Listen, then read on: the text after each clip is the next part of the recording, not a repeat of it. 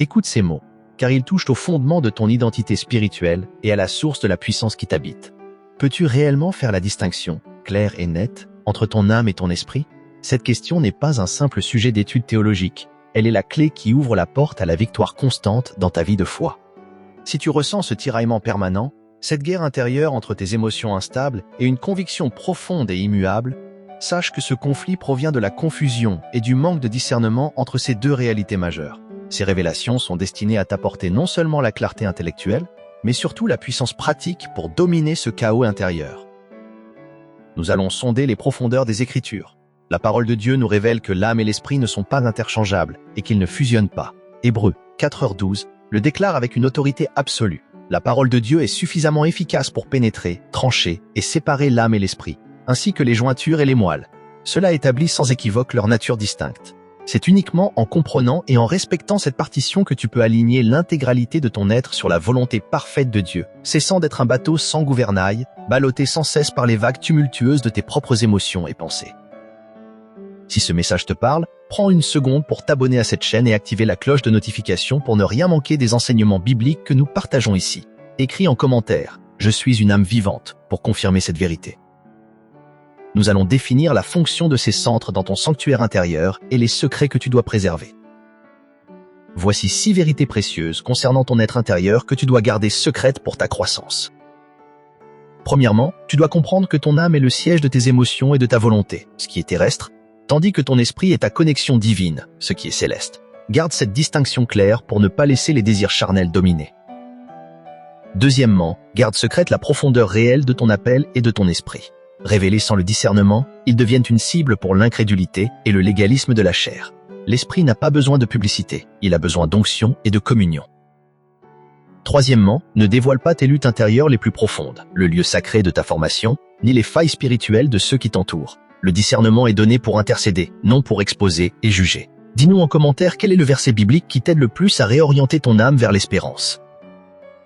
Quatrièmement, l'âme, siège des pensées, peut être troublée, mais elle peut et doit être réorientée par l'esprit vers l'espérance en Dieu. Psaume 42. C'est le chemin que le Christ a montré à Gethsémanée, soumettre l'âme à la volonté de l'esprit. Cinquièmement, protège tes promesses et stratégies divines. Ne révèle ni l'origine exacte de tes percées spirituelles, ni la direction que Dieu te donne. Si tu parles avant d'avoir marché, les attaques seront précoces. Sixièmement, cache tes œuvres de générosité, aumône, et les péchés que Dieu a déjà pardonnés. Ce que Dieu a lavé, ton âme n'a plus à le raconter ni à le ressasser, et ce que tu donnes ne doit pas être pour la gloire humaine. Le discernement n'est pas seulement une discipline, c'est une force surnaturelle. Voici 6 vérités sur ce que la primauté de l'esprit accomplit pour toi. Premièrement, l'alignement de l'esprit attire la faveur de Dieu et précède toujours la gloire et la victoire. Quand tu discernes, tu invites le ciel à agir en ton nom. Deuxièmement, la primauté de l'esprit protège ta destinée et tes alliances, empêchant l'ennemi de connaître ta direction à travers tes émotions. Troisièmement, le discernement est la clé pour entendre sa voix, l'antenne spirituelle. Et Dieu bâtit ses œuvres dans le silence de ton être. Écris « Amen » si tu crois que l'esprit est ton seul canal de communication avec le ciel. Quatrièmement, la soumission de l'âme augmente la puissance de tes prières, un langage d'abandon, et est une forme de guerre spirituelle contre les provocations.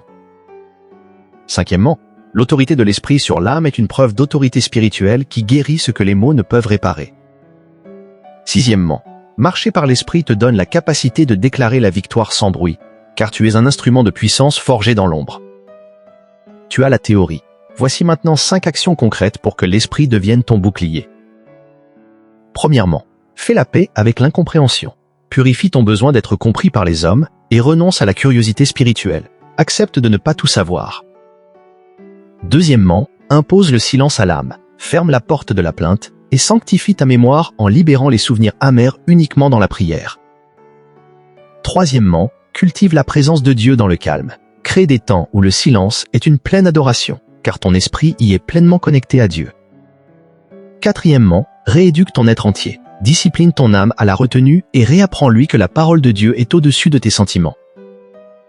Cinquièmement, engage-toi dans la prière. Soumets tes pensées et tes émotions à l'autorité du Saint-Esprit pour qu'il prenne le contrôle absolu. Tu as entendu le plan divin. Le discernement est ta carte au trésor. Si ce message a touché ton cœur, ne garde pas cette lumière pour toi. Abonne-toi à cette chaîne, clique sur j'aime et partage cette vidéo. Maintenant, inclinons nos cœurs et prions ensemble pour sceller cette saison de bénédiction. Seigneur mon Dieu, je me tiens devant toi. Je reconnais que j'ai trop souvent laissé mon âme parler et dominer, là où tu me demandais de me taire et d'écouter mon esprit. Aujourd'hui, je réclame mon héritage de discernement. Je te demande de remplir mon esprit de clarté et de prendre le contrôle de mes pensées pour y faire mourir le doute, l'impatience et la peur. Je te prie de briser toute chaîne qui me lie encore au besoin de validation humaine. Sois le sceau de mon héritage et le gage de ma prochaine victoire. Je te demande de m'accorder la paix surnaturelle au milieu de mes tempêtes. Revêt-moi de ton fruit. Je reçois ta force, je reçois ta paix. Écris en commentaire, mon esprit domine mon âme. Au nom de Jésus. Amen.